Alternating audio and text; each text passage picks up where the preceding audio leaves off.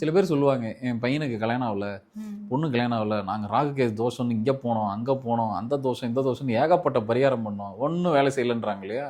Reason அதுக்கு பின்னணி இதுதான் இருக்கும். எதையாவது ஒன்று வீட்டில் இதுக்கு முன்னாடி வாழ்ந்தவங்க அந்த மாதிரி ஏதாவது ஒரு பிரார்த்தனையை வச்சு மறந்துருப்பாங்க, சொல்லாமல் அடுத்த ஜென்ரேஷனுக்கு அதை கடத்தாமல் சொல்லாமல் போயிருப்பாங்க.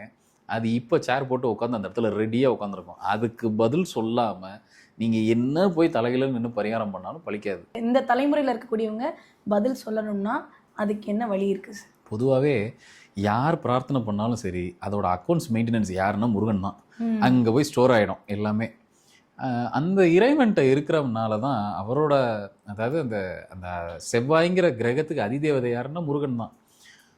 இதுக்கு ஒரு ஸ்தலத்தையே நம்ம குறிப்பிட்டு சொல்லலாம். இப்போ பழனி மலை இருக்குது, அங்கே ஏன் இவ்வளோ பேர் இவ்வளோ கூட்டம் கூட்டமாக அந்த இடத்துக்கு வர்றாங்க அப்படின்னா, அந்த ஊரோட அந்த இடத்தோட மகிமையே என்ன அப்படின்னா, யார் எந்த தெய்வத்துக்கு பிரார்த்தனை பண்ணி மறந்துருந்தாலும் அந்த இடத்துல வந்து அவங்க ஒரு பிரார்த்தனை நிறைவேற்றும் போது பழைய பிரார்த்தனைகள் எல்லாம் அங்கே ஆன்சர் பண்ணப்படும்.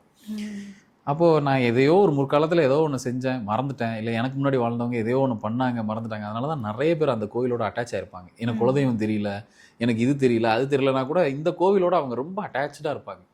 சில பேருக்கு அந்த கோயிலில் போய் நின்னாலே குப்புன்னு வேர்க்கும்.